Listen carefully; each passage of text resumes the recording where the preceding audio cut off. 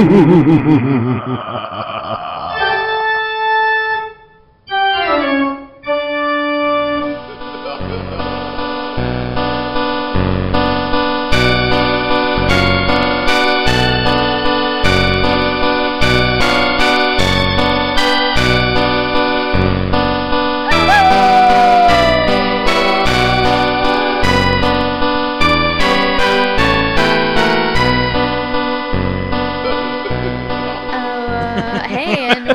to So Anyway, It's Haunted.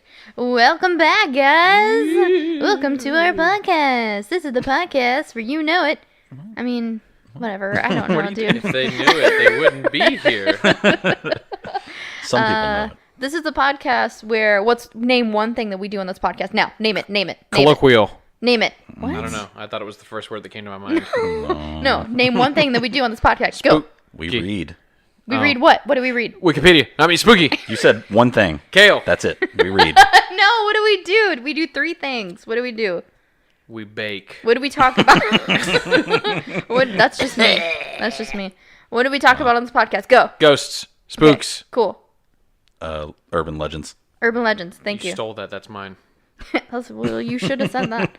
Yes, this is a podcast where we read, we bake, we pop our necks. Makes it look like we're dying. We look like the broken neck lady. The bent neck lady, excuse me. Yeah, no, we talk about urban legends and folklore and haunted places. I'm watching Cosmo nibble on Chris's hand like a freak. Mm-hmm. And we read your paranormal listener stories, my dudes. Did you wake up this morning and ask yourself how many instances of haunted food were there? Well, guess what? We have those answers for you. Haunted food? How many instances of haunted food are there? I haven't looked it up yet, but I'm going to find it. So come back next week for that. So tune in for next that week. Quick Wikipedia search. What is a haunted food, even? For instance, in Poltergeist. Poltergeist. Yeah. Poltergeist. In Poltergeist. Nice. You know, no one's ever made that joke classic. before. Certainly not. Bob from Bob's Burgers. Bob Belcher. There was a famous comic artist that I forgot the name of. So. This is a really funny bit. The Far Side Gallery, whatever his name is. Eric Larson? Eric Larson! Yeah. He did a one-panel comic called Poltergeist. I really like The Far Side. It was like chickens flying out of a chicken coop, breaking the walls. Ingenious. Nice. Anyways, I bought my brother the entire collection of that. I love it. Wow. So, what were we asking? What are haunted foods? Oh, what are haunted foods? So in Poltergeist, you know what? I don't care. You can catch me on this any day. There is a scene where it's either the daughter or the father is walking into the kitchen to grab some cold, nasty steaks that have been left out on the counter, and maggots start to crawl out of them, like they just like a zit that just got popped. Yeah, that's gross. So I would consider that haunted food. Yeah, okay, haunted foods. Okay, sure. Or like, a bowl of soup that's flying through your house. Oh. When you look back at the steak, was it a normal steak? It's been a while. Oh, that should be the next movie we watch. It's Poltergeist. Yes, the classic, not the awful remake. It wasn't awful. Sam Rockwell did great. Who? Never heard of him. Oh my lord. Can I put my foot there? Thank you. Okay. What was I gonna say? So, okay, what have we been up to, gang? Okay, look, should we just go ahead and say it, since this is gonna be the most recent episode since our creepypasta episode? What are we saying? that we don't watch Rick and Morty. We accidentally Izzy messaged us. I wish everyone could see Cosmo right now and how he looks so scared. We accidentally plagiarized Rick and... You did it. It wasn't us. Okay. It wasn't us. We went along with whatever joke you said. She is literally pointing a finger. All I'm saying is Mac was the one that said Scary Terry. That's it. She is literally dragging him into the street and throwing him under a Houston Metro bus. Look, I'm literally, we had no idea it was a Rick and Morty character. It's funny, too, because I've seen Rick and Morty like 4 years ago, but I didn't remember that at all. I've seen a episode, I think. A episode? Yeah. Something about. But you know what? Let just be a fact of the matter that if anything easily rhymes together with a name, someone's already taken it. Yeah, so even though I was like really psyched about Scary Terry being a thing, we all know you weren't. No one thought you were. Thank you. Yeah, no longer death to Scary Terry on So Anyways Haunted. I'm sad. I love Rock and Mordo. It's my favorite Adult Swim show. Rocky's Mordo life. Yep, it makes me want to go out and yell at minimum wage McDonald's employees for chicken nugget sauces. Yeah, you should be ashamed of yourself. I get it. What are you doing? Anyway, so is that spook? yeah, sorry that we plagiarized. We didn't mean to. It was a bummer because I was really excited about it. But yeah. So what have we been up to this week? What's going on? We watched The Prodigy. Oh my gosh, I forgot that we saw that yesterday. Man, the stank on that movie. Okay, okay, all right, so let me set this up. We actually vouched for this movie and told us that we were going to go watch it. Mm-hmm. And I was like, oh, that's interesting. I've never heard of that movie. And she was like, yeah, you have. We watched the trailer together. Mm-hmm. And then as like 10 minutes into the movie, I realize why I don't remember this movie at all. It's because it is so generic evil child movie that it instantly left my brain as soon as we watched the trailer for it. Yeah. And I was like, oh, gosh. So this is the one that's currently showing in theaters, correct? Yeah. Okay, so real quick, let's throw up a spoiler warning for our listeners. If you want to skip we won't spoil anything. Dadgummit, I want to know what it was. I mean, the premise of the movie is revealed in like the first basically 5 minutes. Okay, but let me ask you this, because this easily is the first an 5 article minutes. I read on Vice was they were like, The Prodigy is going to throw you off because it puts a major twist in the evil child genre. Which, can we just take a second here to be like, I don't know. The evil child genre? Well, what I assumed from the article was that they were going to imply that the kid had like some issues or something like that, and that the whole thing was that like it's you, the audience, and the parent, I guess, are supposed to be afraid of the kid, but really deep down the kid. Wow. Sorry, I'm trying to take a picture of Cosmo. Off. Anyways, I don't know. Just answer me that much. Was it implied that it was like? It's. I guess. Wait, was it implied that it was what? That the kid just there was no like possession or there was possession. Oh. But it wasn't demon possession. It's like he's possessed by the soul of a serial killer that dies the exact moment that he is born. Okay. Yeah. Hi, Chucky. The thing is... Yeah, exactly. And it's funny because they showed a Child's Play trailer before the movie. Are you kidding me? I had no idea that they were redoing Child's Play. Had no idea. I don't know how I feel about that.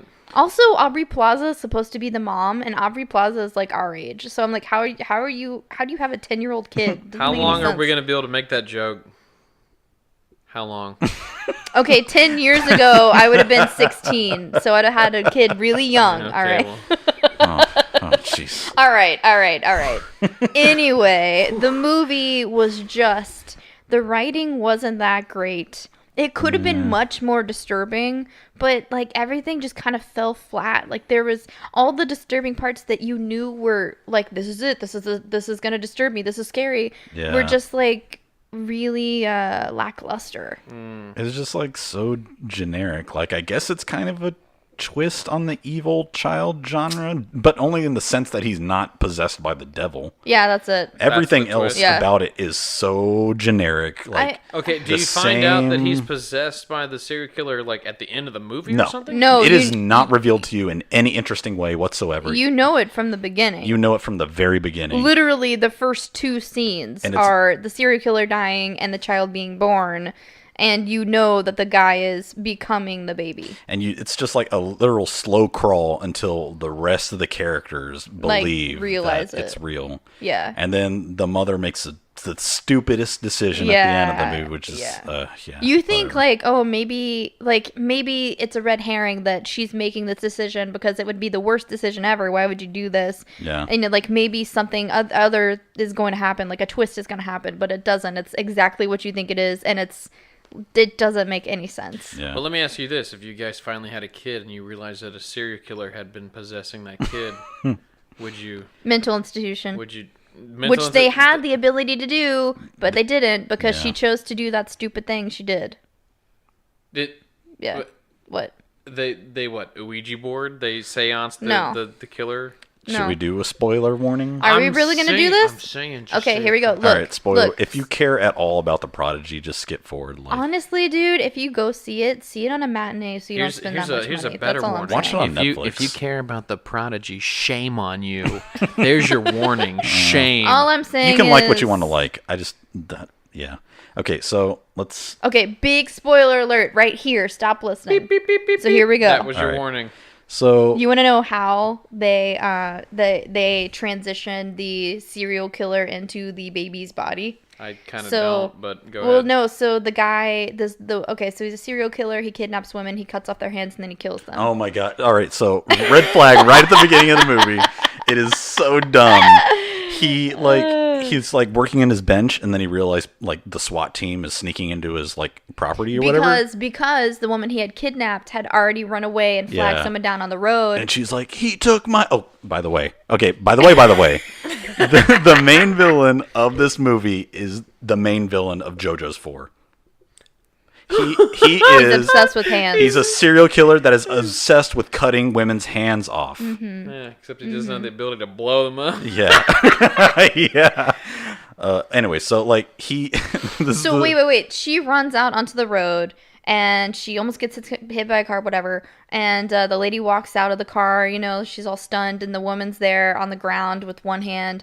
And she goes, "He cut off my hand! He cut off my hand!" And then it split cuts to the SWAT team. Yeah, very cheesy. Like, who would say that? What does that? What? Yeah, and then like he walks into the room where she was tied up, and then he realized there's like a tiny little hole in the wall, and he literally, no joke, like Episode 3 Star Wars, like Darth Vader says, "No!"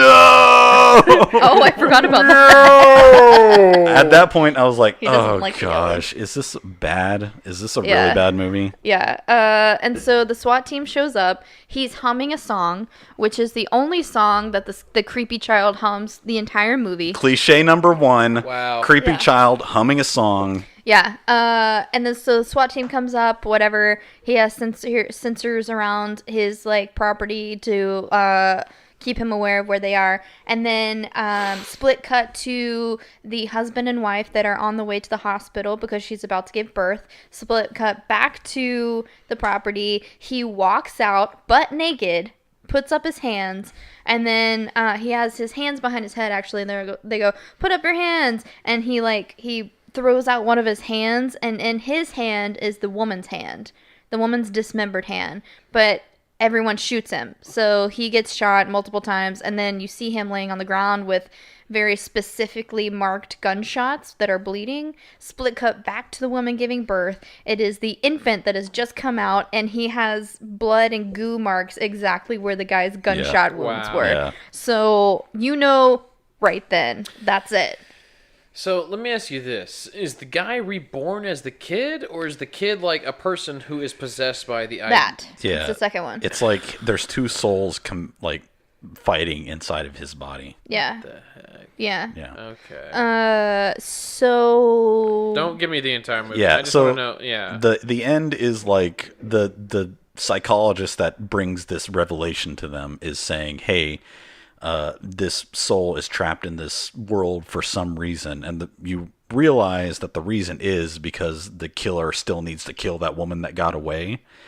Mm-hmm. So he has unfinished business, and that's his business that he needs to finish. Yeah. But there's only a certain amount of time that this child has, because as he grows older, the psychologist explains to the mom that there is only room for one soul in the body. So one soul will take over, and it is usually the dominant soul, which would be the serial killer in this case.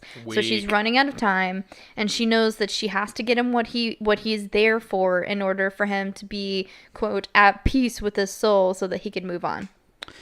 Yeah, and so her plan is like, okay, he stabbed my husband. I'm gonna go and buy a gun at a pawn shop, drug this kid, and take him to where this survivor woman is living. And her plan is to like shoot her, because like at this point in the film you're like, all right, she's buying a gun, she's going to this place, obviously she has some sort of different plan. It can't just be this. It can't just be that she wants to kill the woman that was kidnapped in order to appease this guy's soul. Yeah, but that's But it that's is. it. That's it. And then like she comes out and she's like, I can't do it, and she has the gun in her hand, and then the woman realizes that the door's been opened, and then the kid's standing behind her with like a knife. Because she brought her kid with her. She brought her kid with her to do it. The kid comes in, says he has 2 different colored eyes, and so he goes up to the woman that has been kidnapped with a knife, and he goes, hazel or blue, which do you prefer? And she's like, that's what he said to me the night he took me, the first night I met him. And so he like stabs her and he kills her. Yeah. He stabs her in the stomach and then rips it. And it is the worst. It's so sad. And then like she dies. Well, no, she thinks she dies. The kid walks away off into the property, and then the mom goes up to the woman, which is the weirdest part. And she's like, she feels bad, so she gets these towels and starts putting it on her stomach, but she's like pressing down hard on her stomach that has just been cut open. And it's like everyone in the theater, you could hear them. They were like, because it was like, what are you doing? Anyway, so she finds the kid man in the orchard. And she's like, okay, you got what you came for. Like, now you can move on and I can have my son back. And the guy goes... Yeah, he's just like, the kid's no more. I'm completely serial killer. Yeah, now. he's like, the kid hasn't been here for like weeks. Yeah, and then she's like, check this out. I got this gun. And then she points it at the kid. And then some random guy sees her and shoots her. Mm-hmm. And takes the kid, and then the end of the movie is the kid goes into foster care. Mm-hmm. Of course he does. Until his dad gets better, which like his dad's obviously just gonna like go crazy and shoot him or something like that. I don't know. Yeah. So there you go. Yeah, and then the ending of the movie is him looking into the mirror, and you see like the naked serial killer looking back at him. I forgot. Yeah, it's little kid turns and looks in the mirror, and it's a naked man. The absolute worst thing I have ever heard. It wasn't fun at all. It wasn't the worst movie I've ever seen. It could have been it just could have been better. There were some creepy parts. Like there's a part that was in the trailer where before all this happens, he comes out of his room at night and she comes out of her room. It's a little kid. It's all dark. And he's like crying and she's like, honey, are you okay? And he's like, mommy, like I'm scared. And so she bends down and she's like, come here. And so he runs at her. And then as he's running, he turns into the man, which is like, it was creepy. It's a creepy thing. Yeah, that was pretty okay. Another How do creepy... you know that he turns to the man? You see him. He does. He's like running at her and then it's just like full grunt man. Yeah. It's a disturbing thing. It's creepy. But... That's... Anyway, it's not a great movie. All I'm saying is we should have seen Glass.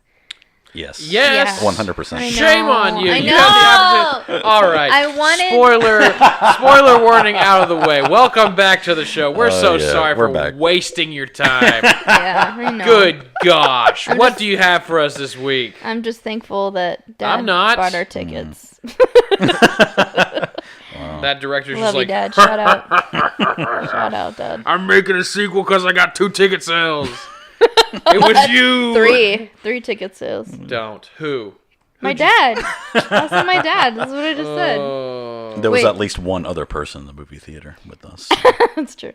Is there anything else that we want to talk about before we start? I think we've said more than enough. I mean, we did just get finished watching Silence of the Yes, Lambs, Silence of the Lambs. which I'd rather watch that 5 times in a row than The Prodigy again. Yeah, I agree. Silence of the Lambs is amazing. It's a classic. We love it. Yep. Nice Chianti. Hey, how about you comment below? Would you watch Hannibal the series, or are you my- strictly a get movie over person? it. No. He's salty because I said I don't want to watch Hannibal the series. I'm not interested. It And he is took it as a personal insult. very good. And I don't know why. I just don't want to. Those actors are amazing. Anyway, all I'm saying is I had a great day off. I went thrifting. I got a lot of cool stuff. Follow me on Curl Girl Slim. And see all my cool stuff. That's all I'm saying. 'Cause I had a good day. Cool. Great. What do you have for this week? Yes, Great. Christopher. So I am going to talk about this week. I'm going to talk about Route 66. Oh, that's who really knew it was cool. haunted? You're all screwed. Go ahead. That's really cool, man. And I'm going to say up front, this is probably going to be a 2-parter because there's so many much. places. It basically spans the entire United States. Wow. Width-wise, That's crazy. almost. Wow. Well, that's the point of it, I guess. Yeah. So I'm going off of countryliving.com's list of what to visit on Route 66, as well as Wikipedia info and prairieghost.com. Sweet. Okay, so also known as the Will Rogers Highway, the Main Street of America, or the Mother Road, was one of the original highways in the U.S. highway system. So, US 66 was established on November 11th, 1926, with road signs erected the following year. The highway, which became one of the most famous roads in the United States, originally ran from Chicago, Illinois, through Missouri, Kansas, Oklahoma, Texas, New Mexico, and Arizona. Wow. Before ending in Santa Monica, California. Cali. Near LA, covering a total of 2,448 miles. Wow.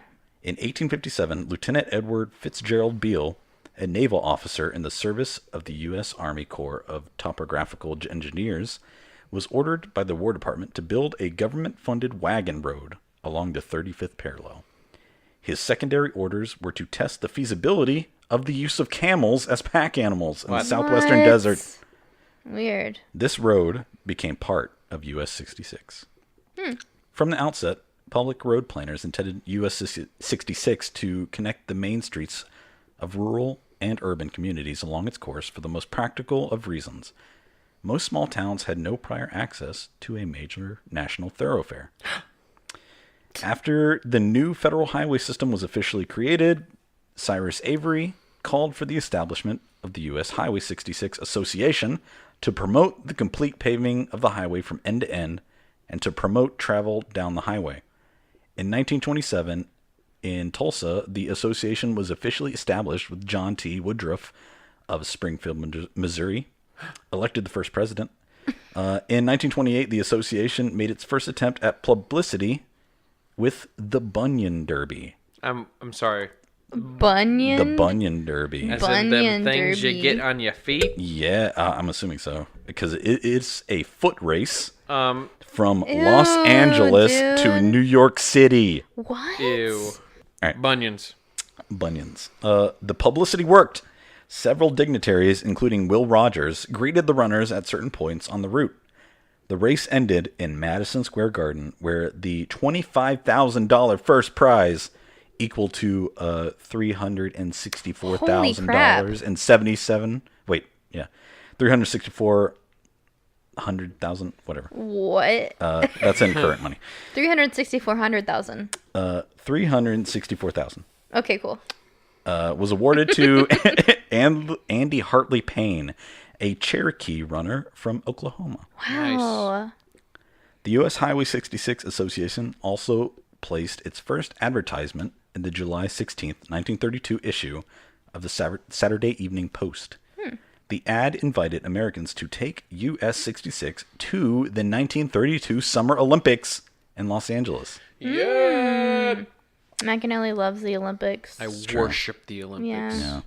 We were talking about it at dinner with Dad the other day. We were like, yeah, we're going to Austin. He was like, oh, just you, or are your friends going too? And I was like, well, Mac usually comes with us. And then Chris was like, but yeah, but there's no Olympics right now. There's no Olympics going on right now, so Mac can't go with us. They only ever invite me whenever they need to interrupt the Olympics. I don't know how it always happens. It's just, that's Hey, just man, how it goes. curling. And yeah, I was going to say, the only channel that's available on the hotel TV is curling. Oh, Anyway. boy. And then you take boudoir photos of me. You wanted it. You wore I those did. white You- sheets like a robe. You made us take those pictures. Yeah. Glorious. I wish I You're still so- had those photos. I don't think I was still. They're somewhere. They're somewhere. I think I sent them to you. So, So that's the ball's in your anyway. court. So yeah, I just think it's funny that they built this giant road and they had to put out advertisements to tell people to drive To on the use road. it, yeah. So US 66 served as a primary route for those who migrated west, especially during the Dust Bowl of the 1930s. Man, the Dust Figures. Bowl is so horrible. It was also a very popular trucking route. Okay. The road also supported the economies of the communities through which it passed. People doing business along the route became prosperous due to the growing popularity of the highway.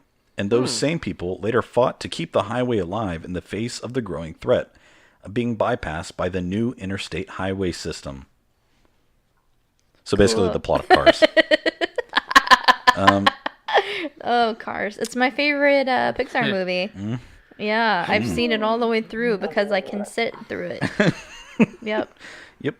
Yep. Much of the early highway, like all the other early highways was gravel or graded dirt. Due to the efforts of the U.S. Highway 66 Association, 66 became the first highway to be completely paved in 1938. Oh my gosh. Several places were dangerous.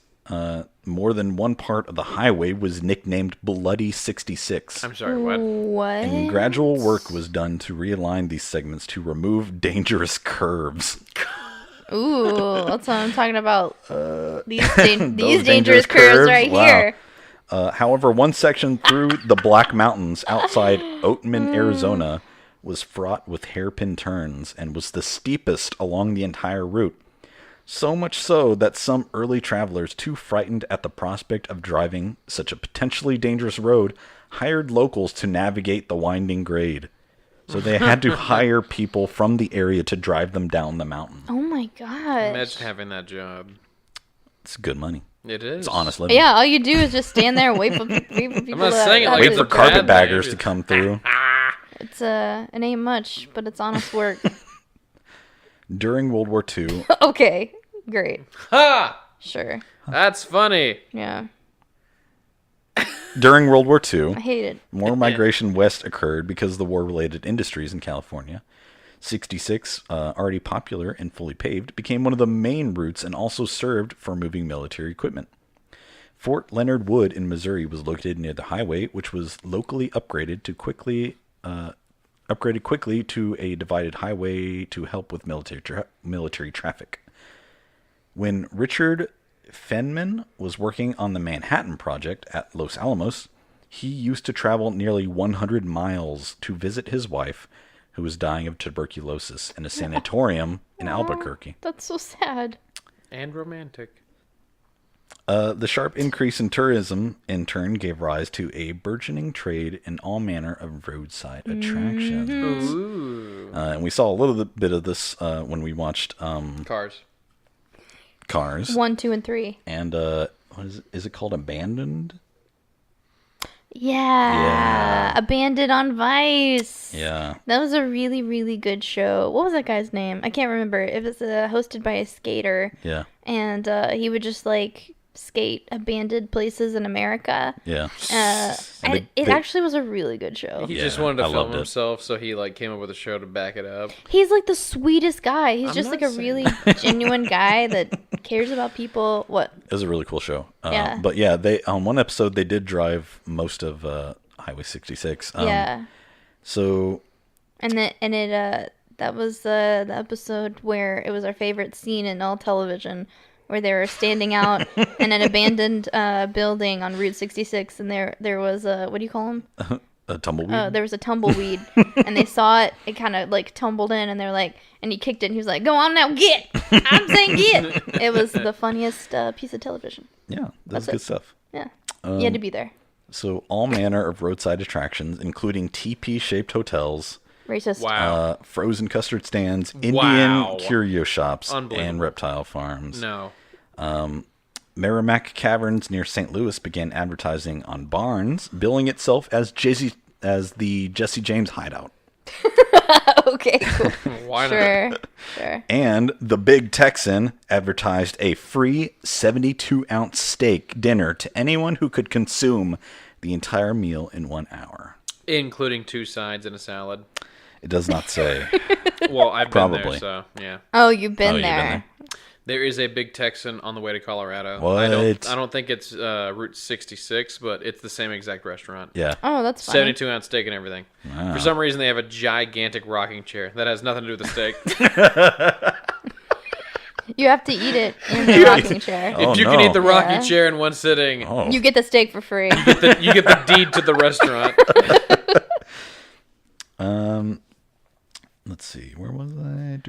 Wait, so that implies that if the Big Texan's on Route 66, does that mean that Route 66 goes through Texas at some point? Yeah, it does. Yeah, he said that multiple times. Yeah. Were you listening? No, I heard Missouri. I didn't Were hear you Texas. listening? I was listening. All right, calm down. Yeah, it goes through parts of Texas. Entire meal in 1 hour. It also marked the birth of the fast food industry. Gross. Red's Giant Hamburg in Springfield, Missouri, site of the first drive-through restaurant, and the first McDonald's in San Bernardino, California. San Bernardino sounds like never mind. Oh. It sounds like that episode of Black Mirror. Every single time I hear it. Oh, yeah. San Junipero. Yeah. That's what I think of. No. Great episode. Mm-hmm. Totally unrelated. Please keep going. The beginning of the decline for US 66 came in 1956 with the signing of the Interstate Highway Act by President Dwight D. Eisenhower, who was influenced by his experience in 1919 as a young Army officer crossing the country in a truck convoy following the route of the Lincoln Highway. Didn't it take them a month to get from one place to another because they had to go? I think it was like they had to go like 15 miles an hour. I can believe that. What? Yeah, because it was an entire convoy of military vehicles, so they had to move it from one part of the country to the other. And what's supposed to take on a highway, it would take I think like 23 hours or 24 hours or something like that straight through. It took them like a month, I think, something like that. Yeah. Yeah. I got that from Good Job Brain. Oh. Yeah. Oh. I wish they were still around. Yeah, me too. We love you guys.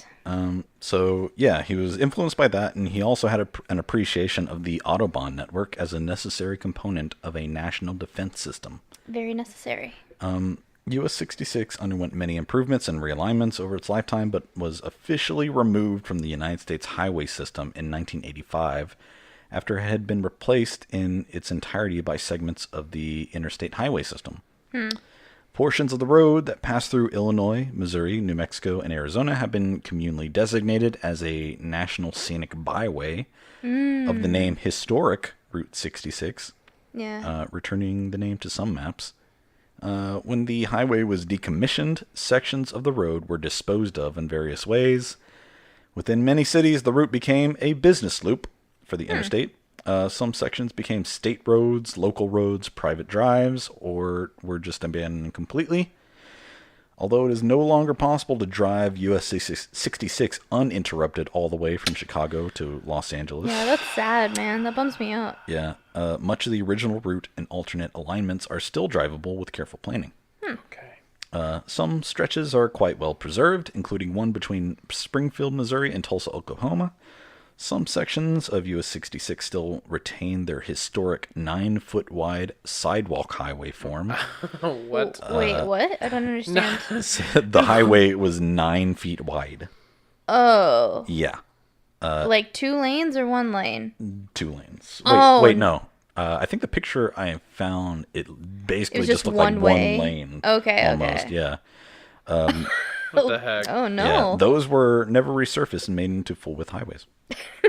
In 1999, President Bill Clinton signed a national... Wait, Mac, give me a Clinton impersonation right now. Go.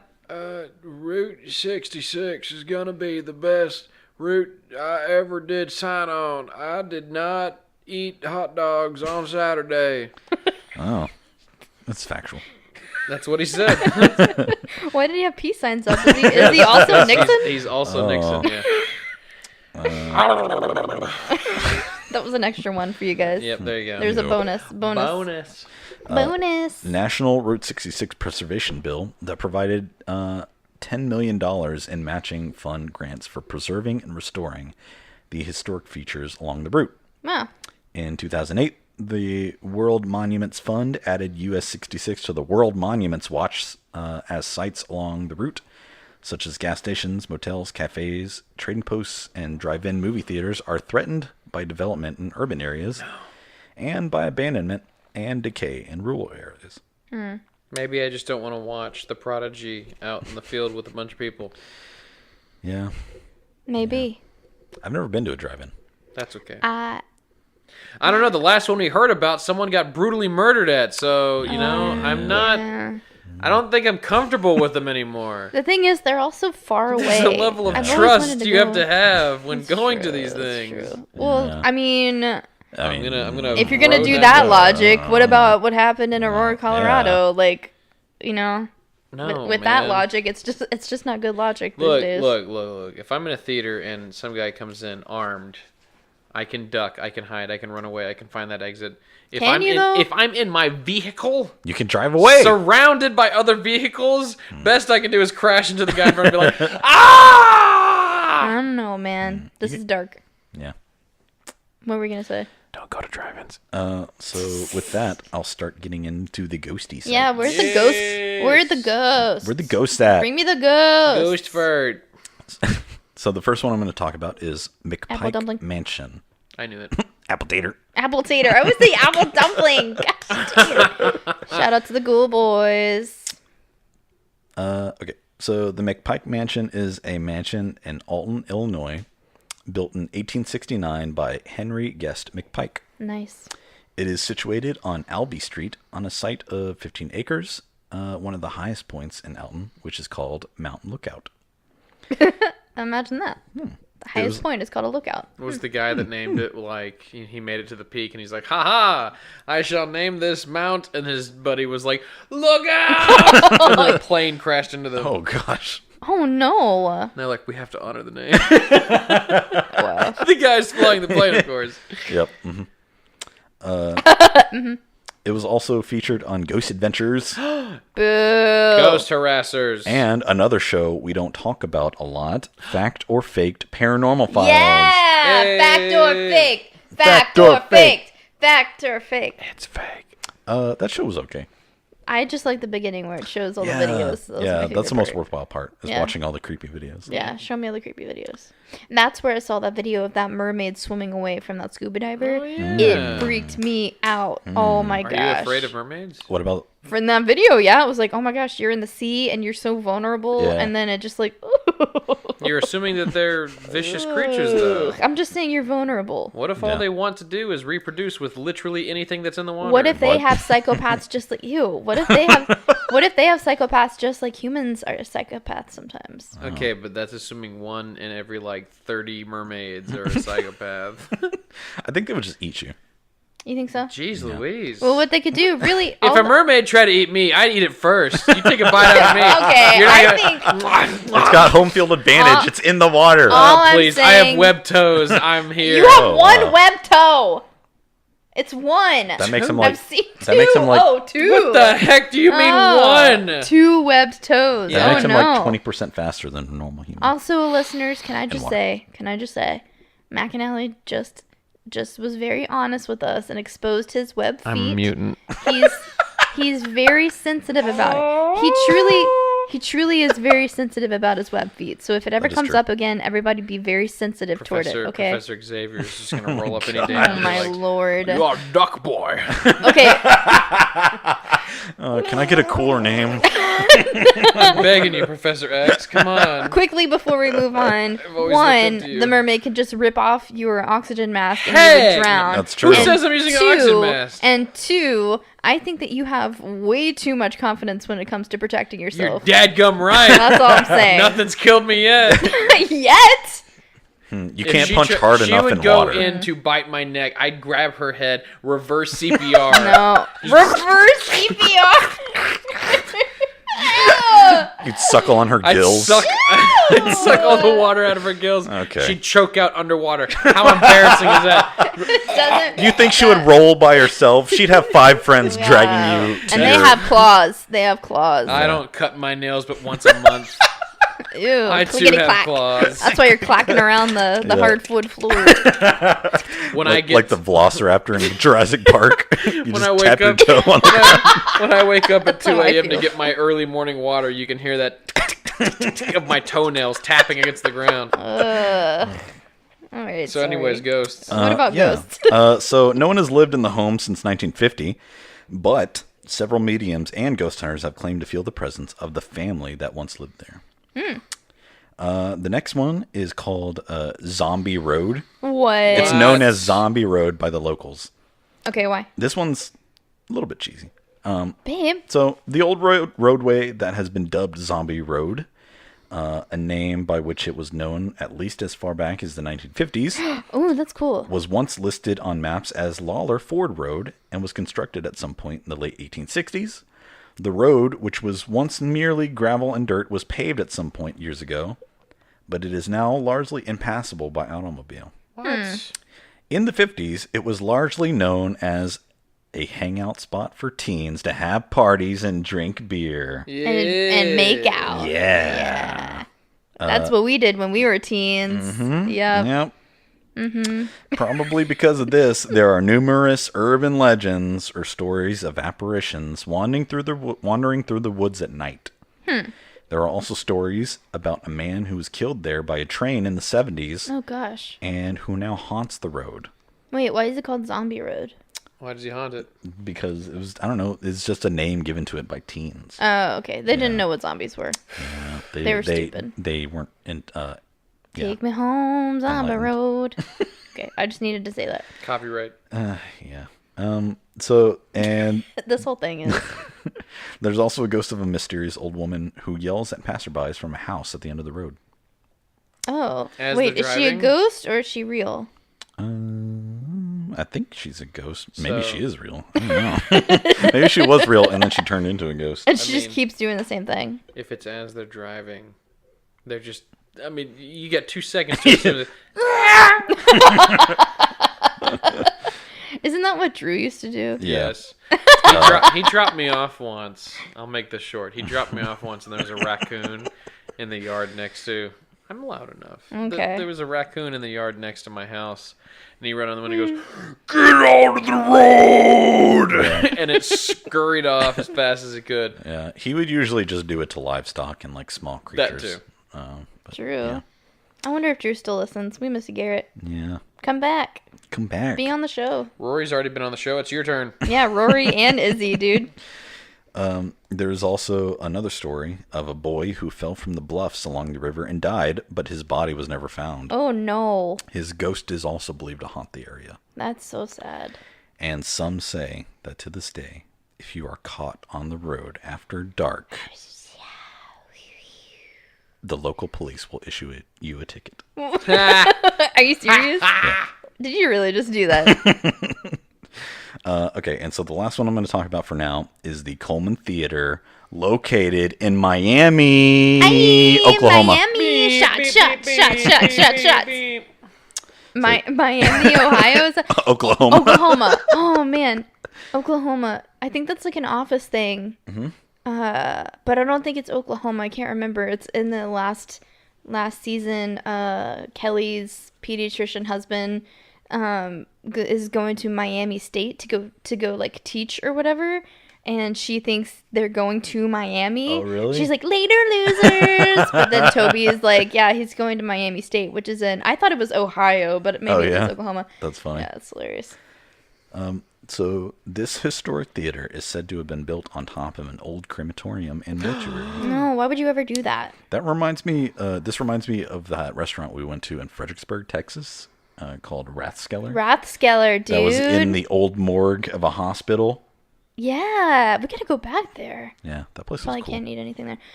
It was actually downstairs. Like you had to go down this like really small staircase into the restaurant. Yeah. So it was legit. It used to be a morgue. I don't know what the rest of that hospital is used for. I don't know. Shops or something? I think so. I don't Something know. like that. Jeez. Creepy. Yeah, it's pretty cool. I had my first pesto pizza there. I had my first creme brulee there Oh. I had my first kiss there. from By Ghost. Ew, weird. Oh. Supposedly because of this, people have reported hearing whistles in the otherwise silent basement, as well as drastic, unexplained increases in temperature. Oh gosh. Because it used to That's be a rare. crematorium. Oh. Wow. More commonly, actors in the theater have reported seeing apparitions in the dressing room. Actors, they Can't like trust actors. Thankfully, They're thankfully- dramatic. I was about to say, thankfully, the apparitions were that of the fox from Robin Hood, i.e., Robin Hood himself, the Disney version. Most of these actors later. What are you talking about? What are you talking about? They heard whistling, which was the rooster from the beginning of the movie. Oh my lord! You just think about? Have you been thinking about?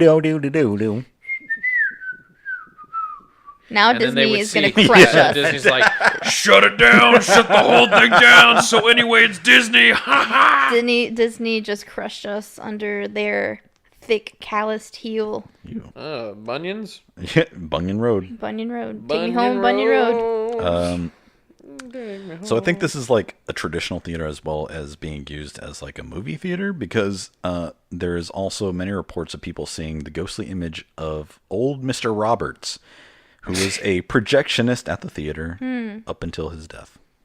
You know, projectionists used to be old people. It wasn't like a teenager, like the trope of projectionist, because it was actually like a skill that people had to learn. Yeah. So. Oh, I had pictures to show you guys. You could show us later. Okay, cool. Let's just pretend we're seeing them now. Wow! Oh, look at that! I think I see a face in that right there. That's Do you see creepy. that? Oh, that's a beautiful theater. Wow. Find all these images on our Unbelievable. Instagram and Facebook page. And we'll find them there too. Well, thanks for that. Thanks for your first parter. We look forward to hearing the second part. Yeah, I got through like a quarter of the list that they had on there, and I was like, wow, there's a lot of stuff here. Oh, gosh. Oh, wait, I don't think I saved the full thing, because it was a... Oh, man. Yeah, man, I had one other place, but I guess I didn't save it. That No, we sucks. can do it next week. All right. All right. Well, thanks for that. That was great. I love Route 6. Hey, wake up. Wake up. Ah! He's sleepy. Country roads, Anyway, take me home. what do you got for Route us, McNally? 66. You're... I'm alone.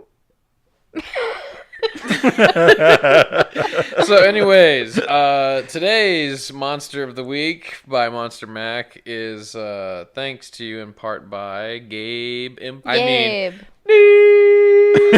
Gabe. Gabe. The guy. Gabe.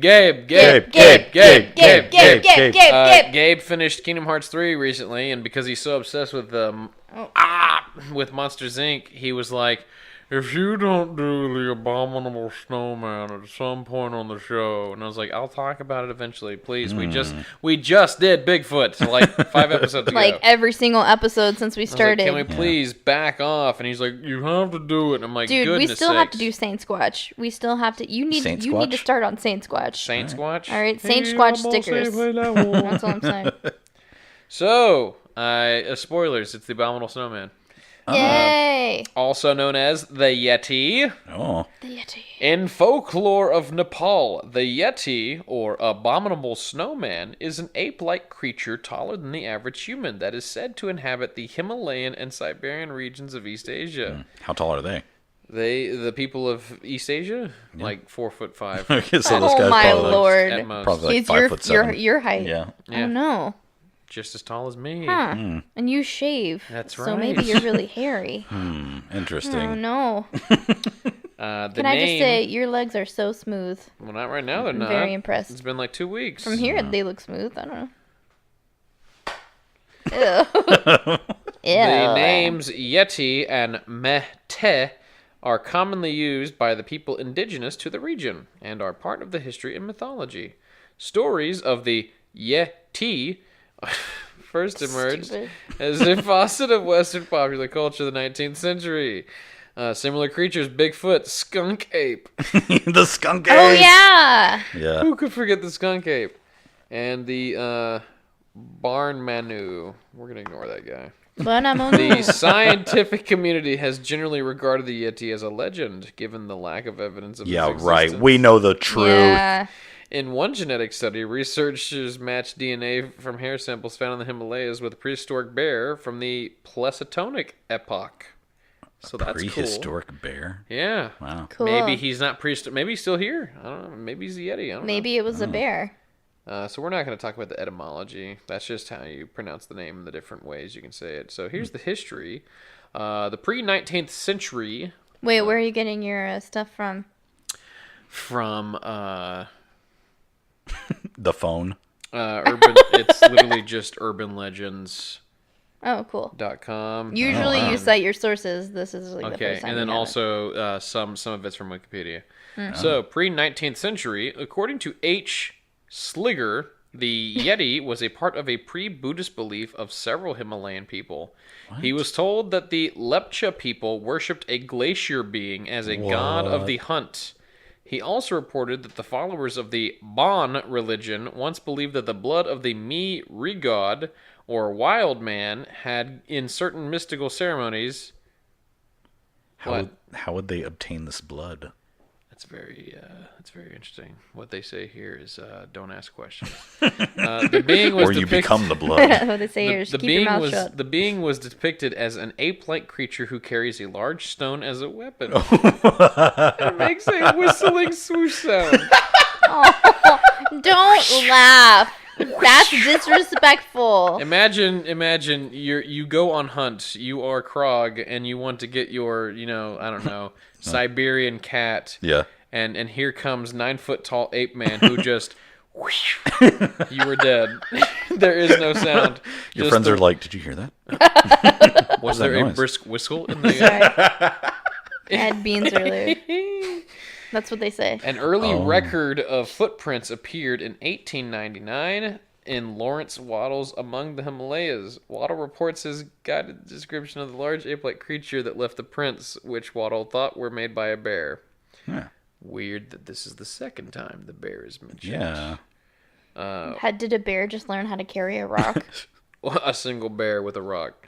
Waddell heard stories of the bipedal ape-like creature, but wrote that none, however, of the many Tibetans have interrogated on the subject could ever give me an authentic case. On the most superficial investigation, it was always resolved into something that somebody had heard tell of. Okay. In the 20th century, there's actually footprints there's photographs this time. Okay. The frequency of reports increased during the early 20th century when Westerners began making determined attempts to scale the many mountains in the area, occasionally reporting seeing odd creatures of strange tracks. In 1925, weird. N.A. Tambazi, a photographer and member of the Royal Geographical Society. You don't get into that and just be a normal person.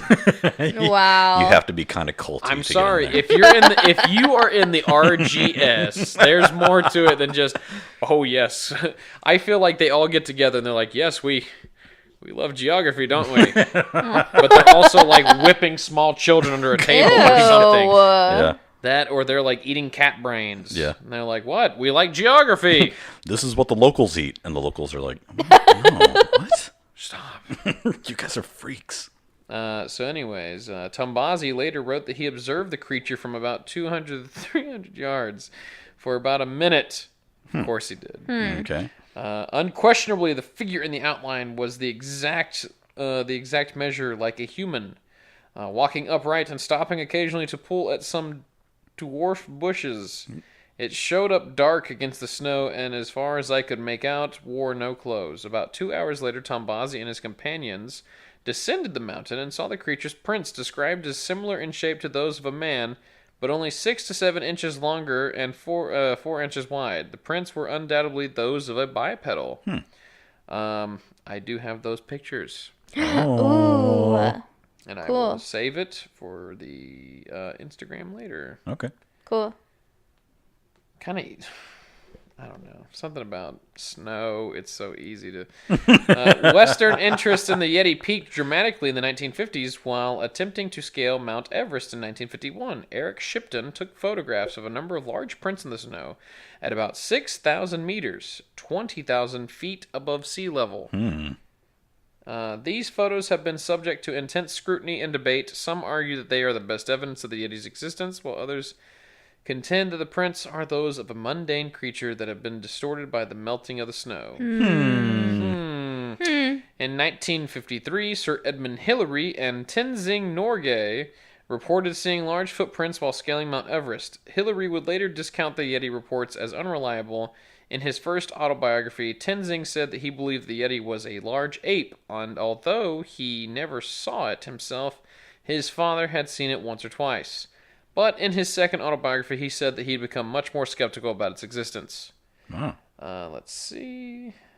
Oh, here's a good one. So during the Daily Mail Snowman Expedition of 1954, the mountaineering leader John Angelo Jackson made his first trek from Everest to Kanchenjunga, in the course of which he photographed symbolic paintings of the Yeti and Tenbache Gampa. I don't know what that is. Jackson tracked and photographed many footprints in the snow, most of which were identifiable. However, there were many large footprints which could not be identified. These flattened footprints, like the indentions, were attributed to erosion and subsequent widening of the original footprint by wind and particles. That's what they want you to think. Skipping forward a bit, because there is a lot. So the 21st century. In 2004, Henry G., editor of the journal Nature, mentioned the Yeti as an example of a legend deserving further study, writing the discovery of the Homo floresiensis survived until very recently in geological terms. It makes it more likely that the stories of other mythical human-like creatures such as Yetis are founded on grains of truth. Let's see. In July 2008, the BBC reported hairs collected on the remote Garo Hills area of northeast India by Dipu Marak have been analyzed at Oxford University in the UK by primatologist Anna Nurkins. And these initial tests were inconclusive, and ape-like conservation expert told BBC that there were similarities between the cuticle particles of these hairs and the specimens collected by Edmund Hillary. Let's see. Oh, so they're similar to Hillary's findings, I guess? Yeah, way back with the footprints. The analysis had since revealed that the hair came from the Himalayan Ghoul. What the heck is that? Ghoul. Let me tell you. It is a bovid species found in the Himalayas. What kind of animal is this? I have no clue. What the heck? It's like a... It's a goat. It's a goat. Goral sounds like gorilla, Okay. which had me going for a second there. But a group of Chinese scientists and explorers in 2010 proposed to renew research in Shinogija,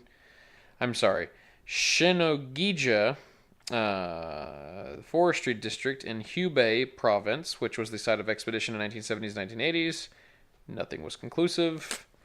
A Yeti was... I love you guys. I love you, Russia.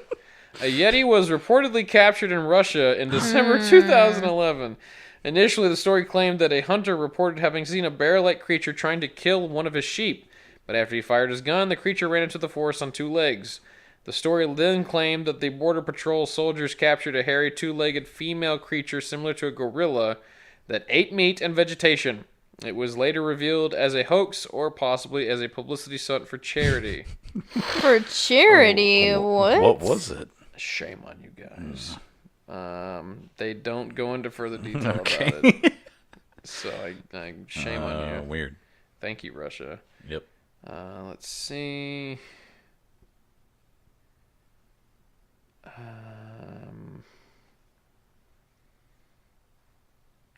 They talk about how there is the possibility of an Asiatic black bear that they don't have enough evidence of, but is the closest thing that they can come to as far as describing the Yeti. All right. And that there is definitely a creature in the Himalayas. They just can't, as of this point, prove that it is the Yeti / abominable snowman. Yeah. And therefore, all of the evidence we currently have to work with is solely based off the movie Smallfoot.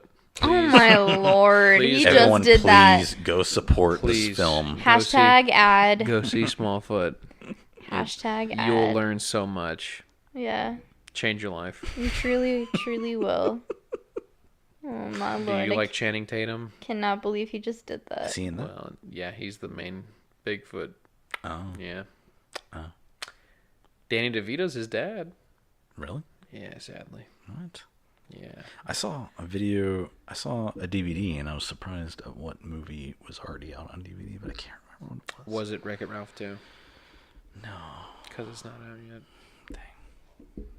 All right, so I'm going to jump into it because we have another creepypasta episode we need to Crack record. into it. So, this is a scary story that was sent in by my friend Addie. And we went to college together. Oh. Actually, like, honestly, I think we just met in the bathroom. Oh, yeah? And she was like, "Oh my gosh, I love your style." And I was like, "Oh my gosh, look at you." That's awesome. And then we became friends. That's how I find most of my friends, actually. In the bathroom? Yes. Okay, I'm in the bathroom a lot looking at myself. I'm self-conscious. Oh. I want to make sure I don't have boogers. Okay, here we go. She says, so about 7 years ago, I was in my room talking to my boyfriend at the time through the phone. Out of the blue, I hear a scream coming from the living room. The scream was female, high-pitched and scratchy, and had this tone of being in danger. My boyfriend heard it, too, through the phone. He asked what had happened, and I said I had no idea. I would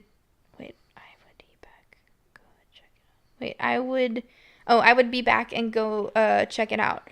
So I rushed to the living room, and as I'm getting out of my room, I run into my dad coming to check up on me because he heard the scream and thought it had been me. She said, we stood there between the hall wondering who had screamed, knowing perfectly well it had not been my mom or my sister because they had been with my dad when it happened, and it hadn't been me because I was on the phone. What the heck? When I returned to my room to get my phone, told my my boyfriend, we had no idea what had happened and that I would call him back. We all met up at my parents' room and started confessing. Apparently, we had all been experiencing weird things that week, but had not told each other as to not frighten one another. She said my dad started saying that that week, by the way, it was Saturday, around Tuesday night, he came home after a night shift and didn't want to wake up my mom with the TV in the room, so he laid on the big sofa in the living room and nodded off to sleep watching TV. He then felt what he thought was my little sister lay beside his feet because sometimes she did that during the day and to take a nap. Except he realized it was nighttime and there was no need for her to be up so late, and she was scared of the dark. So he opened his eyes and looked, but there was no one there. So he got scared and went to the room to Mom where she was awake and just said she had been woken up randomly. Then she says Mom confessed, saying she had actually woken up because she had a nightmare and she had been hearing dishes crashing during the day when she was alone, but hadn't told him that night because she didn't want to scare him. And he didn't tell her he had been spooked as to not scare her. Then that same week on Thursday, I was getting ready to go to class. While brushing my teeth, I heard a giggle behind the wall next to me. Oh my gosh. And it sounded like a little girl, and even the height from which it came matched that of a little girl, and I got mad, thinking it was my sister who had been brought back home from school. She was having some nervous breakdowns during that time, so my parents would drive her to school in the morning, but then shortly after the nurse would call and they would bring her home. And I was ready to tell her off because sometimes she would fake. She said, I looked over and she wasn't there. I went into the living room and turns out I was alone. Oh. Well, I didn't say anything, grabbed my stuff, and I left. So now we're all in my parents' room looking at each other, feeling stupid for not saying anything to start with when it all had started happening.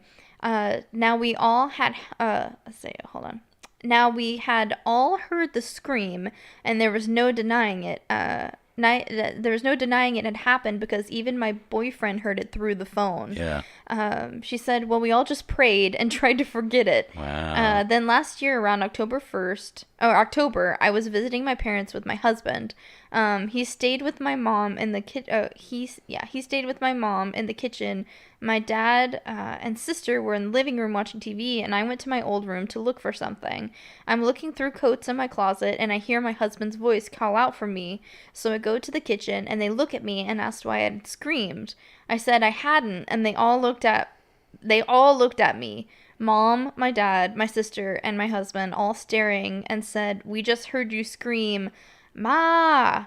What? And we all gathered in the middle of the living room and started praying. She said, well, we never figured out what it was, and we heard weird noises in the house. She said, we never figured out what it was and why we heard weird noises in the house or why we heard those screams.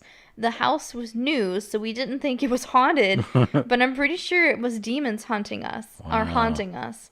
We must have opened a door to the spirit world and didn't realize it. But you have to do stuff to open doors. Jeez. Yeah. You can't just trip on the door and yeah, open you don't just like like accidentally flip on a switch. Maybe you know? someone opened it for them. She said, we just hope we don't hear anything again. And she said, oh, and mind you, my husband had no idea we had heard a scream years ago. Oh. We told him everything that night, and he thought it was creepy, and he couldn't deny what he had heard either. Goodness sakes. Wow. Yeah. That's crazy. So there you go, man. Thank you, Addie. I'm glad we met in the bathroom. Goodness. Cool, man. Well, thanks, you guys. I'm so sorry that McAnally keeps hawking loogies directly into the mic. I'm just gonna say it, you guys. I'm sorry. I keep trying to edit them out, but it's not working because he doesn't listen to me. It was one instance. No, you did it like 4 times No, this I didn't. episode. Yes, No, you did. No. Anyway, hit us back up in the next couple of days for our Valentine's creepypasta. Oh, they hit me up. Follow us on Instagram at Anyway It's Haunted. Follow us on Facebook at the So Anyway It's Haunted fan club and forum. You can email your stories to anywayitshaunted@gmail.com. If you dare. If you dare. What are you, a chicken? You a big chicken? I bet you won't. I bet you won't email your stories. You a chicken boy. Anyway, you can also like DM me or message me on Facebook and send them in. You don't have to email them. Yeah, dude, we want to hear your stories. If you have suggestions, if you have corrections, if you just want to talk about something paranormal, if you have a creepy story that you have written, if you have a creepy experience that you have had in any sense of the paranormal word, let us know, dude. We just want to talk to you and be friends. Yeah, so look out for our next creepypasta episode, no longer with Scary Terry. And we will see you guys next episode. Are you trying to do like a theremin? That weird thing? No, that weird like no, what? That wasn't a theremin. It's that weird effect. That effect on Instagram. If you yeah. wanna be with me, yeah,